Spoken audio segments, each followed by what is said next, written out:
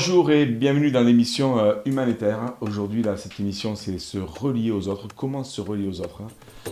C'est une rubrique où on apprend plus à aller rencontrer des autres personnes, comment on va les communiquer, comment on peut gérer des conflits, mais aussi comment aller rencontrer des nouvelles ethnies ou des cultures différentes, ou des fois même comprendre les personnes qui sont autour de nous et qui pensent différemment de nous.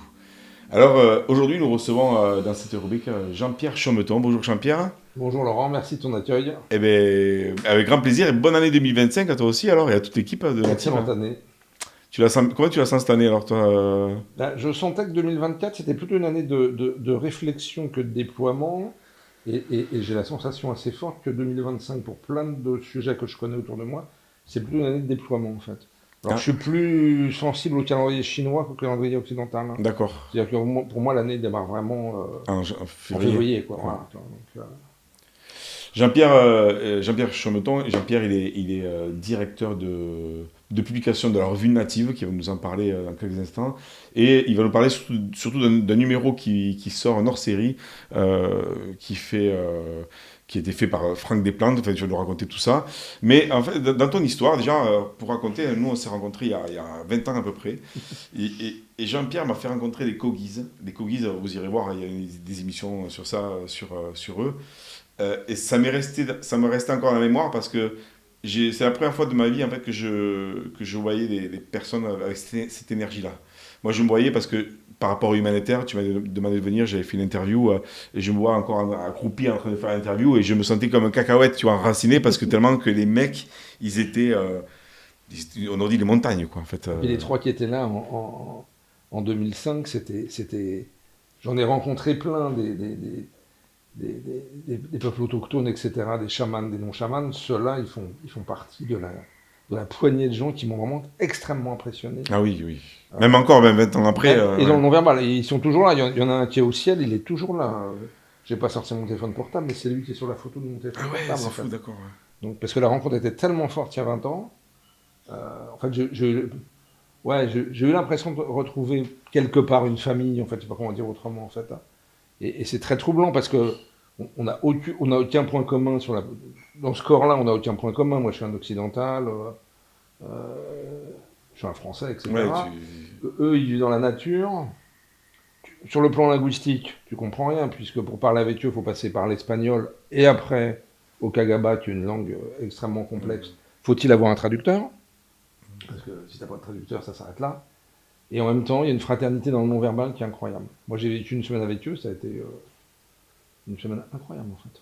Ah oui, oui. Ouais, mais c'est ça. Parce que Et tu as toi, vu. t'as vécu quelques Moi, heures ou... une heure, même pas. Enfin, quelques Ouais, minutes ouais, déjà ouais. comme ça. Mais j'imagine quand tu passes du temps avec eux. Enfin, ouais, j'avais aussi fait une interview avec Éric Julien quand il était venu dans les Pyrénées, je crois, ou en Ariège, je sais plus, il y avait un truc comme ça. On est allé dans les Pyrénées, ouais, Ouais. absolument. Mais voilà, en tout cas, c'est les Kogis.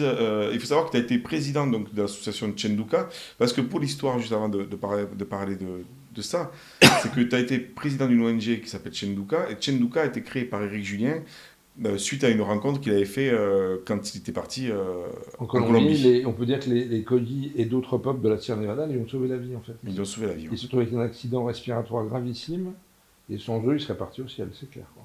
En fait, Éric Julien, je sais pas, il avait une vingtaine d'années, un truc comme ça, est parti faire une ascension d'un sommet. Et donc, il a fait un œdème pulmonaire, en fait, ce que C'est je me ça. souviens. Et puis, il était resté sur le carreau. Et si les Kogis ne l'avaient pas sauvé, et donc, les Kogis lui ont sauvé la vie, il a dit je reviendrai vous aider. Et il est revenu 10 ans après. C'est ça. Incroyable. Au bout de 10 ans, s'est dit bon, ben, je crois que j'avais promis un truc. Et moi, je les ai croisés à une conférence à Toulouse en 2001, je pense. C'est mon médecin acupuncteur qui est un super ami qui m'a invité. Et j'avais été. Alors, peut-être tu dis que tu as été impressionné par les trois, mais j'avais été impressionné. Eric était avec un jeune Kogi qui n'était même pas un mamouk, c'est-à-dire qui n'était pas un chaman, qui était un homme d'une trentaine d'années. Et je sentais une présence chez lui, une prestance. N'oublions pas quand même qu'ils vivent dans la nature. Ils voient passer les avions dans le ciel, mais ils ne sont jamais montés dans un avion. Tout ce qu'on a là, ils ne l'ont pas. Donc le choc que ça doit être pour eux, je pense Ouais. que le choc est pire que si nous on va chez eux, Ouais, ouais. parce que on va se retrouver dans la nature sans rien, sans tous nos moyens habituels, etc. Mais on l'a déjà vu. Ouais. Eux, ils n'ont jamais vu notre civilisation. Ouais, c'est fou. Tu vois. Est-ce que enfin, il me semble, est-ce que tu peux nous rappeler comment, tu le sais, comment ils sont choisis les chamans? Parce que je sais qu'il y a il y a une Chez les méthode. Kogis Ouais, ou en général? Chez les Kogis. Ouais, alors, de toute façon, en général, les chamans sont choisis, hein. Donc, Ouais, en fait, on pourrait dire que les chamans sont choisis par les esprits, en fait, hein, puisque pour ces peuples-là, tout un esprit, tout est vivant, tout est interconnecté, tout dialogue. Tout dialogue à un niveau qu'on n'imagine pas. Un jour, je discutais avec un chaman Kogi, il me dit, Jean-Pierre, les lacs sur la planète dialoguent les uns avec les autres, donc quand vous mettez des produits polluants dans le lac, tous les lacs sur la planète le savent. Et là, il me regarde et me dit, mais tout dialogue, Jean-Pierre, toutes les planètes de tout le cosmos n'est qu'un dialogue. ça c'est quand même impressionnant. C'est des phrases.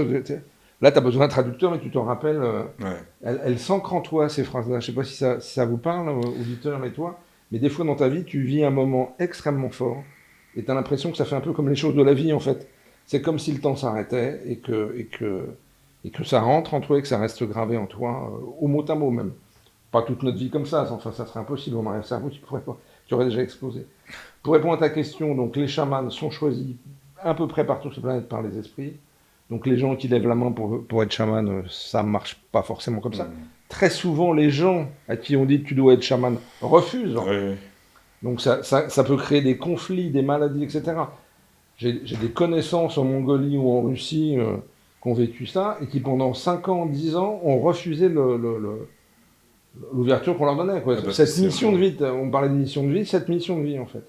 Jusqu'au moment où ils ont accepté. Et comme par hasard, au moment où ils acceptent, toutes les difficultés qu'ils avaient de santé, relationnelle, les machins, les trucs, terminé. On parlait de vocation en plus dans une autre vidéo avec Sylvain. Tu vois, c'est donc ça. c'est top quoi. Donc en fait, c'était vraiment leur vocation. Et chez les Kogis, c'est particulier, c'est le peuple probablement le peuple premier que je connais le plus, en tout cas dans leur fonctionnement, et en même temps je connais rien parce que c'est d'une telle richesse Mais ils choisissent effectivement les chamans, des fois même avant la naissance. C'est ça. Et leur enseignement a lieu pendant 18 ans, donc je ne sais pas si vous voyez le temps que ça prend, 18 ans, et l'enseignement a lieu dans la pénombre. La nuit. La nuit, ils sont pas exposés au soleil pendant 18 ans. Mais donc dès la naissance, excuse-moi, c'est ça, presque. Ils sont pratiquement dès la bah, naissance, 3-4 ans ou presque, comme ça, ouais. quelques temps après la naissance, etc. De ce que je sais de ça, c'est qu'il y a visiblement une sorte de tronc commun, si on parlait un peu de notre formation à nous et de notre enseignement à nous, il y a un tronc commun de 9 ans, en fait, et après il y a une sorte de spécialisation, ce qui fait que tu as un chaman qui va être spécialisé sur l'eau, sur les roches, sur les plantes, sur certaines plantes, etc., sur le soin, etc. J'ai reçu une fois, il y a 5 ans, un matin où je prends ma douche et j'entends, bon, je veux dire que j'entends des voix, mais c'est comme ça, c'est pas grave. Ouais. Mais j'entends une voix qui me dit, demande un soin au Kogis. Ça m'était jamais passé par la tête d'aller les voir et leur demander un soin. Et c'est la dernière fois que je les ai rencontrés, puisque depuis 5 ans, je les vois plus. Et j'ai eu 3 chamans Kogis, 2 hommes et une femme qui m'ont fait un soin énergétique. Wow. Ça reste un grand moment. Ah ouais. J'ai un problème physique de naissance. J'ai vécu un accouchement. Maman a vécu un accouchement très difficile, on a vécu ça ensemble. Et en fait, j'ai un handicap physique de naissance, qui est une hémiplégie du côté gauche. Ils ont été visités comme ça au milieu du soin. Il y en a un qui me dit, Jean-Pierre, je suis en train de regarder ce qui s'est passé à la naissance. Et à la naissance, il s'est passé ça pour moi. Wow. Incroyable. Ouais, d'ailleurs, tu nous racontes un peu cette histoire dans un livre qui s'appelle Itinéraire en amoureux de la vie. Ouais, on le mettra aussi, les coordonnées. Oui, j'y raconte à la fois cet épisode de ma vie. C'est pour un épisode, puisque je suis né avec et je l'aurai jusqu'à ce que je ferme mes yeux. Mais ce moment de ma vie, est-ce que ça a déclenché? Moi, je suis intimement persuadé que ça a déclenché une ouverture chez moi, en fait. J'ai un ami médecin qui est au ciel aujourd'hui, qui était un grand homéopathe, qui m'a dit, un jour, je ne sais pas ce qu'il a fait, il m'a regardé, il m'a dit, mais Jean-Pierre, j'ai compris ce que tu as eu à la naissance. Tu as eu une NDE à la naissance. Cet accident a créé, comme une NDE chez un adulte ou chez un enfant, etc. Voilà. Ouais. Allez voir si c'est une NDE ou une EMI, puis en français, c'est une EMI, quoi. Oui, donc... Sacré parcours, quoi, Jean-Pierre. Mais c'est intéressant. Ouais, c'est comme ça, mais ça m'a ouvert à la spiritualité, ça m'a ouvert à l'invisible, ça m'a ouvert et au peuple racine très jeune, en fait. On me demande souvent qu'est-ce qui fait que je suis intéressé au peuple racine. Est-ce qu'on s'est croisés avant? Quand je dis avant, c'est dans une autre vie, c'est pas impossible. Mais c'est vrai que depuis l'âge de 15-16 ans, ça m'a toujours frappé. Au départ, dans des westerns, où je me disais, mais qu'est-ce qu'on fait avec ces gens-là? on les massacrait en fait. Quand tu vois un certain nombre de westerns, mais je me disais, mais qui sont-ils et qu'est-ce qu'on leur fait? Ça a commencé comme ça, mon interrogation. Et puis après, j'ai lu des bouquins, j'étais à des conférences, j'ai rencontré des Coilly, Éric Julien, voilà, jusqu'à 2017 où l'intuition, je devrais dire, m'est venue de regarder s'il existait un média autour des peuples racines. Donc j'ai regardé avec les moyens que j'avais, j'ai vu qu'il n'y en avait pas en langue française. Donc en 2018, j'ai commencé à écrire un brief sur Native, que j'ai proposé à une petite dizaine de personnes, qui étaient des gens que j'avais rencontrés sur ce chemin, pour la plupart. Les 8 ou les 10 que j'ai consultés m'ont dit, mais c'est une idée excellente, on est avec toi. Après, j'ai cherché des fonds, parce que pour démarrer une affaire entrepreneuriale, j'avais créé une maison d'édition avant, en plus, donc je connaissais un peu le processus de sortir un objet papier, etc. Et c'est un sujet, on peut pas partir avec rien, quoi, parce que faut payer un imprimeur, faut gérer les stocks, etc., etc. Je vais pas faire cette histoire-là, mais voilà, donc on démarre en mars 2020, on devait faire 6 conférences en France à partir du 17 mars, je rigole en même temps, puisque le 16 mars, on s'est tous retrouvés en confinement, donc on a lancé Native sans montrer ce qu'on voulait faire, en fait. Donc c'était un double challenge. Mais quand tu es dans ta mission de vie, tu t'es poussé en fait. Hein. Et depuis 2019 que j'ai lancé ça, en fait, je disais ça à un ami la semaine dernière, l'image m'est venue. J'ai l'impression que je suis comme sur un pont, au-dessus du vide, et qu'en fait la vie vient poser la planche suivante au fur et à mesure que mes pas avancent. Ça me fait ressentir un peu comme l'image d'Indiana Jones où tu vois Harrison Ford qui traverse dans le vide. Ben, j'ai un peu la sensation d'être comme ça en fait. Voilà. Ouais, ça me parle. Du coup, donc Native, c'est ça a que 3 ans maintenant. Ouais, c'est ça, ça a 4 ans. Avec ce numéro-là, on aura fait 17 numéros, 17 magazines. Et on a un double, j'aurais même dit un triple registre. Donc on a un magazine trimestriel sur abonnement qui va être distribué en librairie à partir de maintenant. Deuxièmement, on a un site internet de contenu. Donc on a une partie. Donc le magazine est payant, le site internet est gratuit. Donc on a des contenus qu'on pose sur le site toutes les semaines, qu'on pose sur nos réseaux sociaux. Et il y a un troisième pied au sujet qui était pour moi extrêmement important. J'ai mis du temps à le sortir parce que je me disais pas tout en même temps.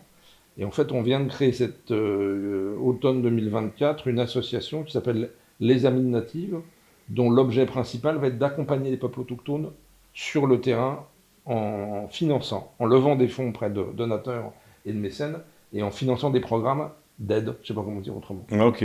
On appelle ça des programmes d'aide au développement. J'aime pas ce mot développement parce que ça ne correspond vraiment pas à leur vision, mais au moins quand on dit aide au développement, on comprend quoi. Ça peut être sur le dernier rendez-vous en terre inconnue pour ceux qui l'ont regardé, par exemple.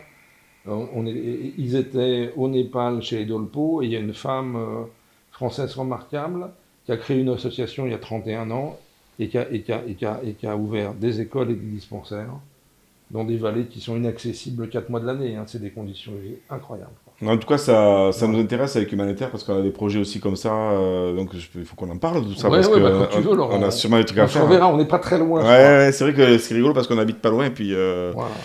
Bon, en tout cas, merci. Tout ça. Donc, tu es venu nous parler. Et donc là, je vais venu parler de ça.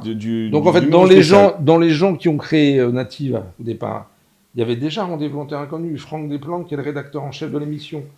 C'est lui qui fabrique, on dira, l'émission, ou qui la co-fabrique, parce que c'est un travail d'équipe. Et Franck, au départ, j'ai été le voir, j'avais rien, j'avais pas de numéro, j'avais un PowerPoint de 6 pages, je m'en rappelle à toute ma vie. J'avais 6 pages PowerPoint, j'allais voir Franck Desplanques, Pierre Rabhi, Yann Arthus Bertrand, etc. Pour trouver à la fois des gens qui m'aident et des parrains, etc. Ouais. Et des gens pour mettre de l'argent avec moi là-dedans aussi, quoi.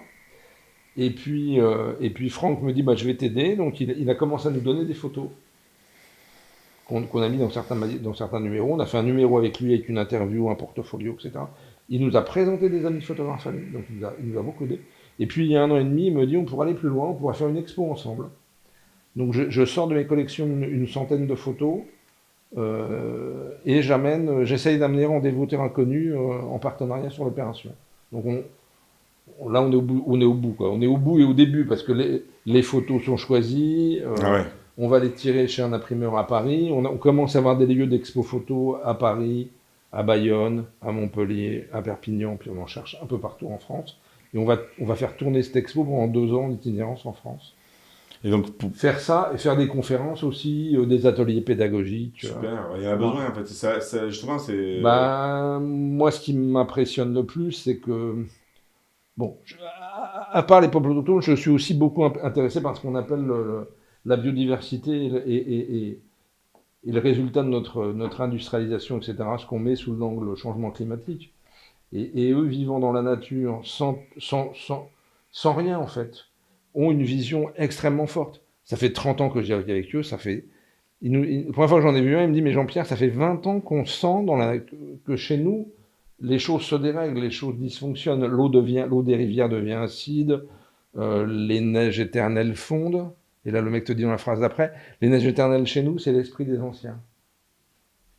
Donc, je sais pas si tu vois ça. Ouais, ça veut dire que les esprits anciens s'en vont, quoi, tu vois, donc ça, voilà. Et je pense que notre civilisation est confrontée à beaucoup de problèmes, et j'ai toujours l'impression, depuis une trentaine d'années, qu'ils ont une sorte de pièce de Pulse qui pourrait nous aider, en fait, à revenir dans un monde plus simple, plus sacré, plus sacré. De la terre, alors, pas forcément non technologique, parce qu'on va pas acheter tout ce qu'on sait faire, mais trouver peut-être un juste milieu entre le meilleur de nous et le meilleur d'eux, en fait. Ouais, c'est voilà. ça. Bon, voilà. Non, mais c'est super parce que je pense que, comme tu disais, ils ont besoin de nous, on a besoin d'eux, et peut-être qu'on a des choses à aller récupérer pour construire ce nouveau monde, finalement. Ce qui est le plus central chez eux, si j'ai une minute, c'est qu'en fait, ils ne se sont jamais séparés de la nature. Et ouais. Alors que nous, on a pris la nature comme un objet, on est les rois des experts, c'est incroyable. Ouais. Quand je vois ce qu'ils arrivent à faire avec mon corps physique, quand je vois l'état dans lequel j'étais à 5 ans et comment je suis aujourd'hui, c'est grâce à la science d'ici que je marche, que j'ai un bras gauche qui se lève, etc. Donc on a des résultats extrêmement forts, mais on a perdu la vision globale, et surtout on prend la vie et la nature comme un objet, alors qu'eux te disent, nous sommes la nature. Ah oui. Ouais, en fait, comme tu disais tout à l'heure, tu sais, quand tu as dit cette phrase-là, que tous les lacs communiquent, ce que je trouve incroyable entre eux là, ce que je trouve incroyable, c'est que des fois, de l'information qu'on donne, en fait, ça nous donne une vision du monde qui va pacifier un truc dans notre corps, ou qui va nous donner une direction aussi. Qui va forcément changer la vision que j'avais de jeunes occidentales formatés comme nous tous ici, hein, je veux dire. On va pas balancer le formatage que j'ai eu, c'est pas ça le sujet. Non, mais c'est juste d'ouvrir une autre possibilité, en fait, une autre vision du monde. Et il y en a plein des visions du monde, mais en fait elles se rejoignent tous quelque part. Hein. Une vision du monde où le monde n'est pas seulement un monde matériel, en fait. Hein. Voilà. Ouais, où il y a l'immatériel. Mais merci en tout cas Jean-Pierre. Alors si ça vous parle, n'hésitez pas à commenter, à liker, à partager aussi cette vidéo si elle vous a parlé sur le peuple autochtone, sur la revue native.